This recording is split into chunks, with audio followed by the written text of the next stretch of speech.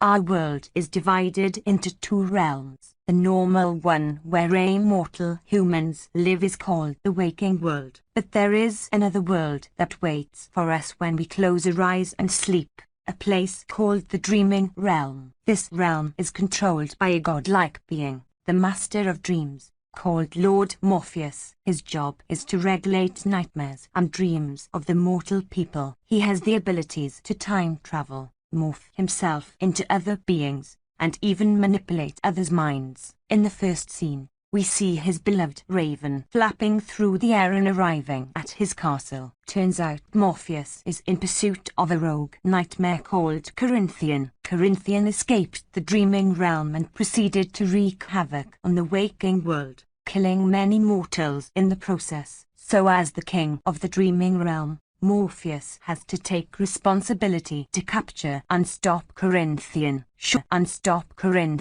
Shortly after, he dons his mask and leaves the dreaming realm. Although Morpheus is the strongest being in the dreaming world, he is weak in the waking world. Despite this, Morpheus is confident that he will get the job done with the help of his three deadly weapons: his pouch of sand, his helm, and his ruby. At the same time, in 1916 England, a man named Lord Magus and a famous magician are attempting a ritual to capture the Angel of Death and force her to revive their deceased sons. They are accompanied by their disciples who all respond in cult unison, here in the darkness. As this goes on, Lord Morpheus approaches Corinthian in London. The latter has just killed a man, and as Morpheus is about to finish him off, suddenly, he hears the chant here in the darkness repeats. Second, he disappears. It turns out that instead of capturing the Angel of Death, Magus has mistakenly trapped the King of Dreams in his basement. Nonetheless, since Morpheus is a supernatural being,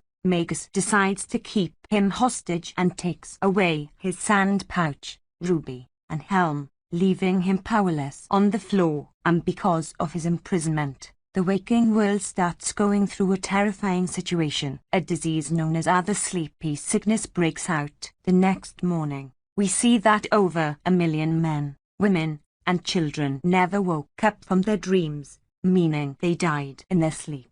That afternoon, the nightmare Corinthian tracks down Lord Magus and gives him advice on how to keep Morpheus captive, because if he escapes, he'll come for them both. They'll need to trap him inside a glass sphere, which itself is inside of a binding circle, to contain Morpheus' physical manifestation. Corinthian also advises Magus to make his guards take stimulants to ensure they never fall asleep in Morpheus' presence, because if they do, he will enter their dreams and control them. At last, Corinthian tells Magus to get rid of Morpheus' raven, as she will do whatever it takes to free him. Later, Magus heads to the basement, where Morpheus has been imprisoned, and asks him to return his son. However, the King of Dreams remains silent and barely even moves his body to respond to the questions. The same routine continues on for nearly a decade,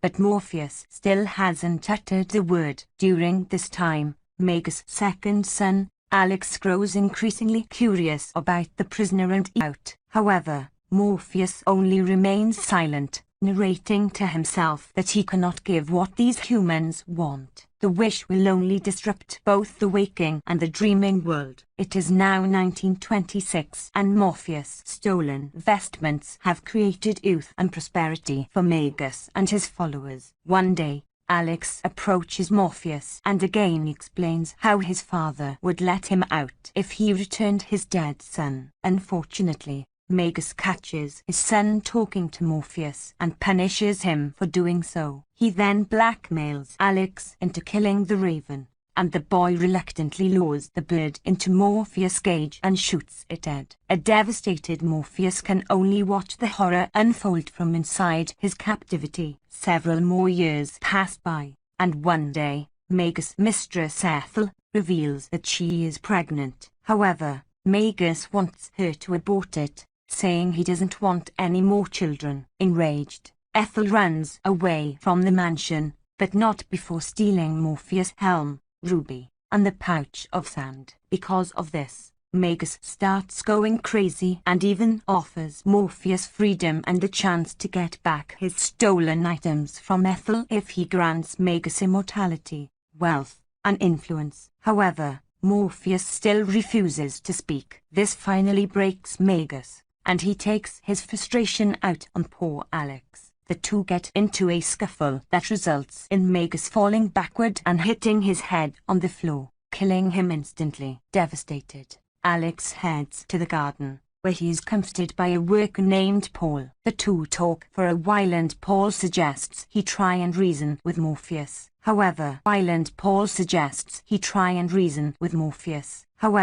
Alex fears that it is not a good idea, because he has already committed a sin by killing Morpheus Raven. As a result, the imprisonment goes on for decades. It has been 104 years since Morpheus was lured and trapped in captivity. Both Paul and Alex are now old and wrinkly, but they still want to negotiate with Morpheus. And one day, everything changes. Inside the room, as Paul wheels Alex away in his wheelchair, he purposefully breaks the enchantment circle, allowing the King of Dreams to use his powers. After the two leave, Morpheus manipulates one of the guards into falling asleep and enters his dreams. He then forces the guard to shoot his gun and break the glass sphere. As soon as Morpheus gets out, he takes revenge on Alex by where he is stuck, moving from one nightmare to the next. In this way, after more than a century of captivity, Morpheus finally returns to his dreaming realm. But to his dismay, it is not the same one he left. The once beautiful buildings that existed are now dilapidated and grim. Morpheus reunites with the realm's chief librarian, Lucine, and learns that most of the residents have left due to a lack of leadership. Hearing all this, he is devastated, but nonetheless, he vows to rebuild his realm back to its glorious image. On the other hand, the nightmare Corinthian is seen in an apartment with his latest victim. He knows that his creator, Morpheus, has escaped captivity and is going to come for him soon. Then, we are shown why Corinthian actually wears sunglasses in the sockets where his eyes should be. He has rows of the teeth like tiny mouths. He is known for his trademark of killing people by cutting out their eyes. Back in the dreaming realm, Morpheus explains to Lucine that he is nothing without his weapons, his pouch, helm and ruby. Thus, if he wants to rebuild his realm, he has to find them first. Following this, we are taken to Buffalo, New York, where an older Ethel is hiding out from society. She appears to be an international criminal living multiple lives. One day, she is greeted by Corinthian, who proposes a partnership between them, as they are both enemies of Morpheus. Ethel immediately agrees, and thus, they begin their alliance. When they are planning on how to tackle the situation, Ethel tries to lie that she does not know where Morpheus' weapons are. But Corinthians brings up her son and proves he knows more than she initially thought. Back in his palace, Morpheus explains get back his weapons is by summoning the trio of goddesses known as the Fates. But for this, he needs something powerful from which he can absorb power. Hence, Morpheus visits two dream brothers, wanting to take back a gift he gave them a long time ago. It turns out the gift is an adorable dinosaur named Gregory, which the brothers love very much. They are reluctant to let him go, but Gregory himself agrees to sacrifice himself for the sake of his creator. With this, Morpheus drops to his knees and absorbs the creature's soul. Now, he has enough power to contact the Fates. Following this, he transports himself into the dreams of others, the land which he did not create. There, Morpheus finds a mysterious snake, with the help of which he finally summons the Fates. The three goddesses take the snake from Morpheus, and in return, provide him with a clue about each item. The leather pouch filled with sand was sold in London, last purchased by a magic user called Joanna Constantine. The helm was traded away to a demon from hell in exchange for an amulet of protection, and the ruby was gifted from a mother to a son. Back in Buffalo, Ethel still continues to say that she is unaware of where Morpheus' tools are, but in reality, she traded the sand and helm for a fresh start in the US while her son John took the ruby from her when he got older. This means that the ruby can bestow one with an eternity of life. In response to her lies, Corinthian prepares to cut her eyes out, but before he can proceed with it,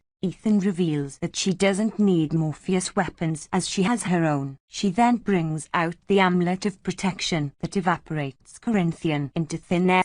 Ethel goes to a prison-like hospital where she meets her son John, who is now an old man. She inquires about his therapy and tries to converse, but John doesn't say anything. Elsewhere in the dreaming realm, Morpheus informs Lucine that he must go to London and find his pouch of sand so he will be strong enough to travel to hell for his helm. And just after he leaves, Corinthian is thrown to the dreaming realm as a result of Ethel's mysterious amulet. Lucine greets him and attempts to convince him to stay out of the waking world. However, Corinthian is adamant on returning back there. In the next scene, Morpheus arrives in London and meets the magic user, who supposedly has the pouch, Joanna Constantine. He tells her that they have business to handle. However, she shrugs him off and leaves, saying she has an exorcism to deal with. Then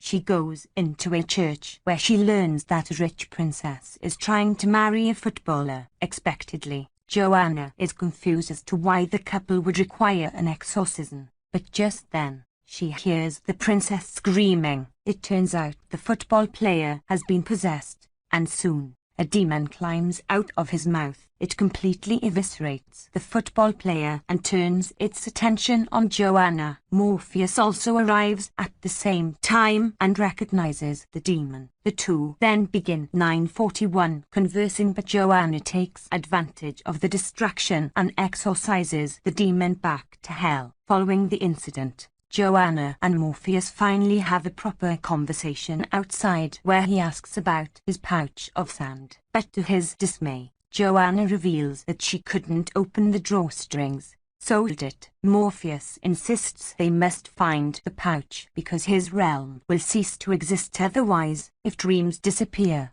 destruction will follow. However, Joanna doesn't pay heed to what he is saying and walks away. After the two part ways, Morpheus notices a raven that has been sent by Lucine to assist him. The bird introduces himself as Matthew and vows to protect Morpheus at any cost. Next, we see Morpheus arriving in Joanna's dreams. She appears to be having a nightmare where a demon is trying to drag her to hell. Just then, she wakes up and finds Morpheus in her room. He explains that he tracked her through her dream and wants to help her. Since Joanna experiences nightmares almost every night, Morpheus promises to get rid of them. This finally convinces Joanna and she begins looking for the sand pouch. As she looks in her office, Morpheus finds pictures of Joanna with her girlfriend Rachel. This triggers something in Joanna and she realizes that the sand pouch is actually at her girlfriend's place. In the next scene, the two head to Rachel's house to retrieve the pouch. Joanna explains that she used to live there not long ago. However, when all the people close to her started dying one after another, she decided to leave Rachel to keep her safe. Soon, the two enter the house and get taken aback to find Rachel under the spell of the sand pouch. Her condition is so fragile that she cannot even speak.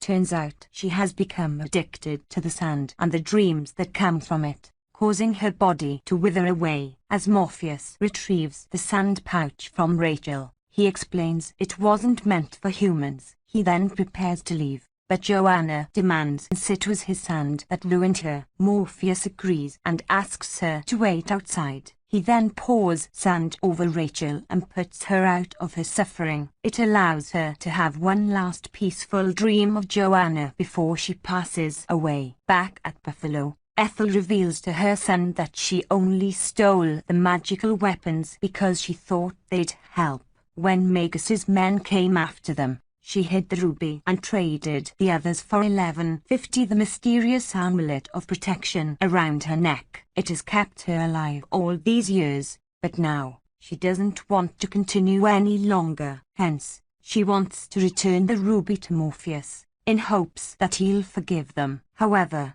John wonders if they should give it away when they could use it to dream of a world without the King of Dreams himself. In reply, Ethel reveals that many people have already died for the ruby, and it's not worth keeping. She then takes off her amulet of protection and gives it to John as a peace offering. Ethel explains that it kept her alive for 116 years, so it should keep him alive forever. With the amulet now gone, her body begins to age rapidly and she dies in John's arms, leaving him devastated. Hearing his screams, a guard arrives and witnesses the corpse. He quickly assumes that John has murdered her, and fires a bullet at him, but surprisingly, because of the amulet of protection, the bullet bounces back and kills him instead. After this, John walks out of the building which had been keeping him captive since years. As he stands in the cold Buffalo streets,